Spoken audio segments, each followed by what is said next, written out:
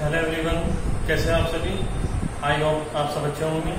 Today I discuss the last topic ripple factor of the half wave rectifier. आज का हमारा last topic रहेगा ripple factor half wave rectifier के लिए, और ये हमारा रिमेनिंग पोर्शन का जो टॉपिक था रेक्टिफायर का, उसका ये लास्ट मैथमेटिकल एनालिसिस है। रिपिल फैक्टर मीन्स हमने बताया था आपको उर्मिका गुणांक।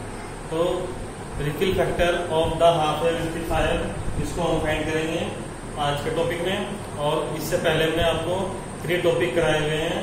आईडीसी मीन्स डीसी के लिए हमारे पास एवरेज वैल्यू है आउटपुट करंट में, और IRMS root mean square value थी आउटपुट करंट के लिए, और उन दोनों का हेल्प होगा इस टॉपिक में। इसके साथ साथ हमने आपको रेक्टिफायर एफिशिएंसी जो कल की वीडियो में डिस्कस की थी, क्लियर। तो उन दोनों का हेल्प होगा पहले वाली वीडियो का, आईडीसी की वैल्यू का और आईआरएमएस की वैल्यू का, क्लियर है। तो जैसा कि हमने आपको उसमें डेफिनेशन दी थी रिपिल फैक्टर की रेक्टिफायर जब हमने आपको कराया था वीडियो में, तो रिपिल फैक्टर क्या होता है, जिस प्रकार से हमने ये ग्राफ शो किया हुआ है, साइन वेव हमारे पास है, पॉजिटिव साइकिल और नेगेटिव साइकिल के लिए टाइम के कोरोस्पोंडिंग ये क्या कर रहा है, प्रोपोगेट हो रहा है। तो इसके कंपोनेंट्स हैं हमारे पास, एसी कंपोनेंट्स हैं इसके कोरोस्पोंडिंग, डीसी कंपोनेंट के कोरोस्पोंडिंग, क्लियर। तो इन दोनों का जो रेशो है वो कहलाएगा रिपिल फैक्टर, उर्मिका गुणांक कहते हैं, क्लियर। और इसको करते हैं स्मॉल आर से रिप्रेजेंट, क्लियर। तो उसके लिए जो स्टेटमेंट है वो सेम रहेगा, RMS value means root mean square value of all AC components of the output current, और डीसी और average value of the output current, clear. इन दोनों का रेशो है आईआरएमएस का और आईडीसी का, मीन्स एसी कंपोनेंट और डीसी कंपोनेंट का रेशो क्या कहलाएगा, रिपिल फैक्टर कहलाएगा। और इसको स्मॉल आर से करते हैं रिप्रेजेंट, क्लियर है इतनी बात। तो इसके अकॉर्डिंग फॉर्मूला बनेगा small r equal IAC upon IDC. AC component है आउटपुट करंट के लिए और डीसी कंपोनेंट है आउटपुट करंट के लिए, इन दोनों का रेशो फाइंड करना है, रिपिल फैक्टर फाइंड हो जाएगा एक चीज, क्लियर। तो ये हमारी इक्वेशन नंबर है, हमने इस प्रकार मॉडिफाई की, क्लियर। अब आपको पहली कंडीशन जो लेनी है इसको सोल्व करने के लिए, वो लेनी है कि let us consider for the AC component of output current in the half wave rectifier the value of root mean square value हमारे पास आउटपुट करंट के लिए, और डीसी एवरेज वैल्यू है आउटपुट करंट के लिए, उन दोनों का स्क्वायर करेंगे और आईआरएमएस वैल्यू में से एवरेज वैल्यू माइनस कर देंगे और इसका स्क्वायर रूट लेंगे, क्लियर। तो ये कंसेप्ट इसमें थ्योरेटिकल है, बस आपको ये ऐड करना है और इसी से ये हो जाएगा, क्लियर। तो AC component of output current equal square root लगाएगा I square RMS minus I square DC. ये कंसेप्ट चलेगा। इक्वेशन नंबर 1 हमने इस प्रकार ही मॉडिफाई की, क्लियर। हमें आईआरएमएस की वैल्यू पता है, आईडीसी की वैल्यू पता है, इन दोनों की वैल्यू पुट करेंगे और अपना आंसर लेके आएंगे रिपिल फैक्टर, क्लियर। तो आइए सोल्व करते हैं इसे। इक्वेशन नंबर 1 के बाद हमने ये आई एसी की वैल्यू है पुट करी इक्वेशन नंबर ए में, तो फंक्शन बनेगा आर इक्वल आई एसी की वैल्यू कितनी है, square root I square RMS minus I square DC. तो ये बन जाएगा I square RMS minus I square DC, upon में क्या है आईडीसी, क्लियर। तो इस प्रकार हमने ये वैल्यू पुट करी इक्वेशन नंबर ए में, और फंक्शन बना r equal square root I square RMS minus I square DC upon IDC, clear है।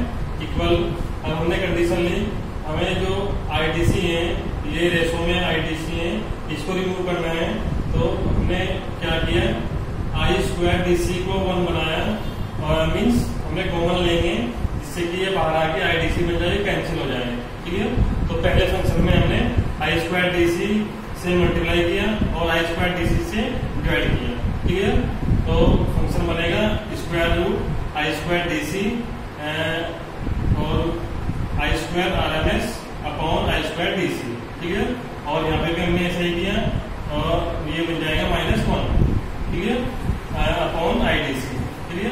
तो ये स्क्वायर रूट से बाहर आएगा, तो ये बन जाएगा IDC, और IDC से IDC कैंसिल आउट हो जाएगा, तो फंक्शन बचेगा हमारे पास I square RMS upon I square DC। Clear है? तो स्क्वायर रूट है और -1 भी है साथ में।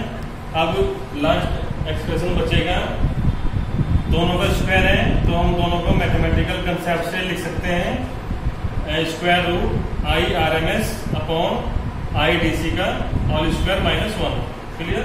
लिख सकते हैं इस प्रकार से। अगर हमारे पास इस प्रकार का फंक्शन है x square upon y square, तो उसको हम ले सकते हैं x अपॉन वाई का होल स्क्वायर। क्लियर? तो उसी प्रकार से यहाँ पे है I square RMS upon I square DC है, तो इसको हमने क्या लिया, I RMS upon I DC का स्क्वायर लिया और साथ में -1 का स्क्वायर रूट लिया। ये इक्वेशन नंबर 2। क्लियर है यहाँ तक सभी को? तो आइए उसके बाद देखते हैं for the half wave rectifier. Half wave rectifier के लिए बात हो रही है। हमें I RMS वैल्यू हमने आपको कराई थी लास्ट टॉपिक में, उसकी वैल्यू आपको पता है कितनी होती है, I0 upon 2, and I DC की वैल्यू कितनी होती है, I0 अपॉन 2। क्लियर है? दोनों वैल्यू सभी को पता है। I RMS equal I0 upon 2 and I DC equal I0 upon 2। Clear है? तो ये दोनों वैल्यू हम पुट करेंगे इक्वेशन नंबर 2 में पुट करेंगे और इजी से हम रिफिल फैक्टर को लेके आएंगे। क्लियर? तो अगर किसी की ये टॉपिक समझ नहीं आ रहा तो जैसे कि हमने आपको I RMS root mean square value को आर्टिकल कराया था लास्ट वीडियो में, उसकी वैल्यू कितनी होती है I0 अपॉन 2, और जो DC वैल्यू है एवरेज वैल्यू उसकी वैल्यू कितनी होती है I0 अपॉन 5। क्लियर? तो I होप आपकी कंसेप्ट क्लियर हो गया होगा।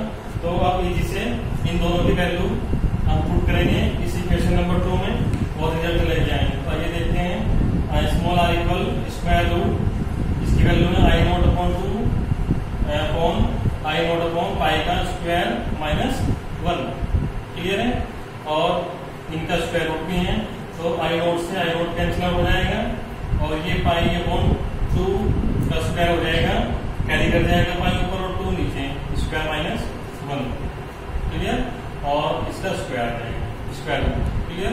तो अब इसको सोल्व करेंगे हम, तो ये बनेगा square root pi square upon 4 -1। Clear है यहाँ तक सभी का? अगर यहाँ तक कोई प्रॉब्लम हो तो आप डिस्कस कर सकते हैं जी। अब ये जो टर्म हमारे पास है न्यूमेरिकल फंक्शन है पाई स्क्वायर अपॉन 4, इसको हम इजी से सोल्व कर लेंगे। पाई स्क्वायर अपॉन 4 को जैसे पाई की वैल्यू होती है 3.14, तो इसका स्क्वायर करेंगे तो ये 9 पॉइंट समथिंग आएगा, आप कर लेना, और अपॉन 4 से करना इसका डिवाइड, तो ये 2 से लार्ज वैल्यू आएगी। जब इसको सोल्व करेंगे हम 2 पॉइंट समथिंग आएगा। क्लियर? और इसको सोल्व करने के बाद हमारे पास जो रिजल्ट आएगा वो आएगा R इक्वल 1.21। क्लियर? तो ये वैल्यू आएगी रिफिल फैक्टर की सोल्व होने के बाद, small r equal 1.21। Equation number 3 है और यही आपका रिक्वायर्ड एक्सप्रेशन है रिफिल फैक्टर के लिए हाफ वेव रेक्टिफायर में। क्लियर? तो इसकी वैल्यू कितनी है 1.21। क्लियर है? तो आपको ध्यान रखना है पाई की वैल्यू आपको लेनी है। क्लियर है? पाई की वैल्यू आप क्या बता रहे हैं 22/7, तो पाई की वैल्यू 22/7 भी हम यूज कर सकते हैं। क्लियर? दोनों वैल्यू से हो जाएगा आपका ये जो फंक्शन है, दोनों वैल्यू से हो जाएगा। क्लियर है? तो r की वैल्यू 1.21 इस प्रकार हमें फाइंड करनी है। क्लियर? तो इसमें एक कंडीशन आपको चेक करनी है कि जो हमारे पास रेशो होता है, किसी फंक्शन का रेशो अगर हम लेंगे तो वो कभी भी एक से ज्यादा नहीं आएगा। मीन्स अगर आइडियल कंडीशन होगी हमारे पास, जैसे AC अपॉन IDC है और इनका जो रेशो है वो आफ्टर सॉल्विंग मैथमेटिकल कंसेप्ट में अगर उसकी वैल्यू 1 आती है तो ये आइडियल कंडीशन होगी, कभी भी रेशो 1 नहीं आएगा। अगर आएगा तो समझ जाना कि ये आइडियल रिफिल फैक्टर है, बट इसकी वैल्यू क्या है मोर देन 1 है, एक से अधिक है। क्लियर है ना? तो R की वैल्यू कितनी है 1.21 है, तो ये क्या करेगा जितना हम इसको इनपुट देंगे और ये क्या करेगा उसके डीसी कंपोनेंट्स को लार्ज कर देगा, एक्सीड कर देगा, बढ़ा देगा। क्लियर? क्यों? क्योंकि इनका रेशो क्या है, लार्ज है 1 से, और लार्ज नहीं हो सकता 1 से। अगर होगा तो ये कंडीशन आपकी एक्सीड कंडीशन होगी, आइडियल रिपील फैक्टर या आइडियल रेक्टिफायर से भी ज्यादा वैल्यू देगा ये। क्लियर? तो ये कंडीशन थी हमारे पास रिपील फैक्टर को फाइंड करने के लिए हाफ वेव रेक्टिफायर। क्लियर? अब इसमें एक स्मॉल टॉपिक बचा है, पीक इनवर्स वोल्टेज, PIV बोलते हैं इसको, पीक इनवर्स वोल्टेज। ये सिंपली है, जैसे हमने आपको बताया था कि हमारे पास मैथमेटिकल एनालिसिस में 2 प्रकार की कंडीशन होती हैं। एक हमारे पास मैक्सिमम वोल्टेज होती है और मैक्सिमम करंट होता है। इसको हमने इस equation E = E0 sin omega t, I = I0 sin omega t। Voltage के लिए हमारे पास कंसेप्ट आया था E की फॉर्म में, और करंट के लिए आया था I की फॉर्म में। क्लियर? तो ये पीक इनवर्स वैल्यू क्या होगी, E0 होगी, वोल्ट की बात करेंगे, और करंट की बात करेंगे तो I0 होगी। तो यहाँ पे क्या पूछा है, पीक इनवर्स वोल्टेज PIV कितना होगा ग्राफ के अकॉर्डिंग, E0 होगा। क्लियर? तो इजी से आप इसको कर लोगे, ये ग्राफ के अकॉर्डिंग वैल्यू हो जाएगी, और इसको शो भी कर सकते हैं। सपोज दैट हमने V लिया है, वोल्टेज लिया, तो ये क्या बनेगा हमारा, E0 बन जाएगा। ठीक है? तो इस प्रकार ये कंप्लीट आपका रेक्टिफायर हाफ वेव के लिए इस प्रकार ये इसके मैथमेटिकल कंसेप्ट भी पूरे हो चुके हैं। और इससे पहले मैंने आपको इसकी बेसिक सर्किट डायग्राम, इसकी वर्किंग प्रिंसिपल सब कुछ कंप्लीट कराया हुआ है। और इस टॉपिक में आने वाले टॉपिकों को आप डिस्कस करोगे हमारे साथ। कल हम नेक्स्ट टॉपिक लेके आएंगे फुल वेव रेक्टिफायर। उसमें हम कल आपको इजी से बताएंगे, और पूरे हाफ वेव रेक्टिफायर का यूज होगा फुल वेव रेक्टिफायर में। क्लियर? तो थैंक्स फॉर। तो अब इसका डिवाइस करते हैं इसको जल्दी से। तो रिपील फैक्टर सेम डेफिनेशन रहेगा हमारा, RMS वैल्यू में AC कंपोनेंट के कोरोस्पोंडिंग DC कंपोनेंट का रेशो है। क्लियर? AC और DC कंपोनेंट का रेशो है, वो कहलाएगा रिपील फैक्टर, और उनका गुणांक कहलाएगा। क्लियर? तो इक्वेशन नंबर 1 बन जाएगी, R = RMS value of the all AC component of the output upon DC और average value of the output. Equation number A, इसको हमने लिखा स्मॉल r = IAC/IDC। क्लियर? तो हमें IAC फाइंड करना है। IAC के लिए हमारे पास कंसेप्ट बनेगा ये ट्रिक केस में, बस यहाँ पे ये आपको मेजर करना है। IAC का वैल्यू रहेगा √I² RMS - I² DC के इक्वल। क्लियर? क्योंकि हमें RMS का पता है, IDC पता है, DC से ये हो जाएगा। क्लियर? इसके अकॉर्डिंग वैल्यू हमने पुट करी, फंक्शन बना R = I² RMS - I² DC/IDC। Clear? अब यहाँ से हमने I² DC कॉमन लिया और फंक्शन को सोल्व आउट किया, और IDC से IDC कैंसिल आउट हो जाएगा, फंक्शन बचेगा √I/RMS/IDC² - 1। क्लियर है? अब आपको पता है हाफ वेव रेक्टिफायर के लिए I/RMS होता है I0/2, IDC होता है I0/5। इन दोनों की वैल्यू पुट करेंगे इक्वेशन नंबर 2 में, और रिपील फैक्टर निकल जाएगा R। तो करिए जो R = I0/2 में I0/5, I0 से I0 कैंसिल आउट, ये कैरी करेगा, ये बचेगा π/2 ² - 1 क्लियर है? अब इसमें से जो न्यूमेरिकल फंक्शन है π²/4, इसको आप इजी से सोल्व कर सकते हैं, हमने दिखाया भी है साइड में करके, और इसको -1 करना है बाद में, और स्क्वायर रूट लेना है, तो इसकी वैल्यू 1.21 आएगी। क्लियर? और ये हमारा रिक्वायर्ड एक्सप्रेशन है रिपील फैक्टर के लिए हाफ वेव रेक्टिफायर है। क्लियर है? और कभी भी जो रेशो है वो 1 से ज्यादा नहीं होने का, अगर ज्यादा हुआ तो ये एक्सीड कंडीशन में काउंट होगा, और 1 के लिए हमेशा आइडियल होता है। बट ये हमारे पास क्या है, आइडियल रेक्टिफायर नहीं है, और इसकी वैल्यू क्या है, लार्ज है 1 से। कम होने पर भी आइडियल नहीं होने का, और ज्यादा होने पर भी आइडियल नहीं होने का। 1 अगर रेशो वैसे मैक्सिमम कभी आता नहीं, रियल केस में आता है, और समझ जाना कि वो आइडियल केस है। तो इसकी वैल्यू क्या है, हमारा जो DC कंपोनेंट है इसलिए कोरोस्पोंडिंग क्या है, वो एक्सीड है, एक्सीड कंडीशन शो करेंगे, मतलब वो दिक्कत दिखा रहे हैं। क्लियर है?